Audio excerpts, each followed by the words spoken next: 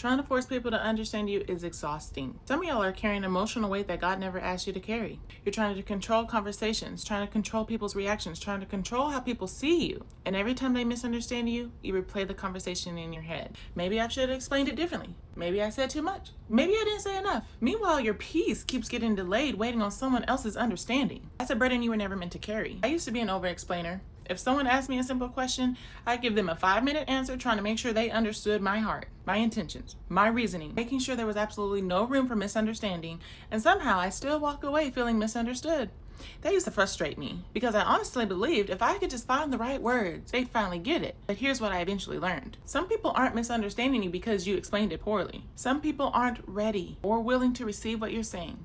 And no amount of explaining can change that. Some of y'all are emotionally exhausted because you have accepted the responsibility for something that was never your responsibility. You're carrying outcomes that don't belong to you. You're trying to convince people, trying to change people, trying to fix people, trying to make everyone see your heart, trying to manage how you're perceived. And that pressure is stealing your peace. Because here's the truth. You can't force people to change and you can't force people to understand you. You can't force healing. You can't force growth. And trying to do all of that will wear you out. 1 Corinthians 3:7 says, "So neither the one who plants nor the one who waters is anything, but only God who makes things grow." Only God makes things grow, not you. Your assignment isn't transformation. Your assignment is obedience.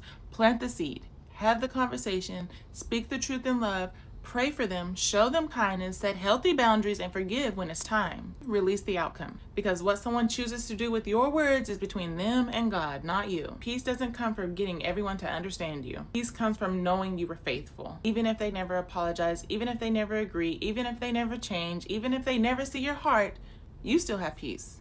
Because your peace was never supposed to depend on someone else's response. If you never met me before, I'm a life coach and the creator of Soulformation. Everything I teach comes from walking through seasons where I had to stop surviving and intentionally rebuild. One of the biggest transformations I have experienced was learning how to release what was never mine to carry. How to find peace, even when my relationships didn't change. Because when you stop trying to control everything, you can finally have space to become who God is calling you to be. That's exactly why I created the Soulformation Reinvention Guide. Because awareness is powerful, but awareness by itself doesn't change your life. You need practical steps, you need a process, you need something that helps you turn awareness into action. The Soulformation Reinvention Guide was designed to help overwhelmed people who are tired of surviving, tired of spiraling, and ready to rebuild intentionally and move forward with peace and purpose. You're ready to stop carrying outcomes you were never meant to control. Your reset starts today. The Soulformation Reinvention Guide is linked in my bio.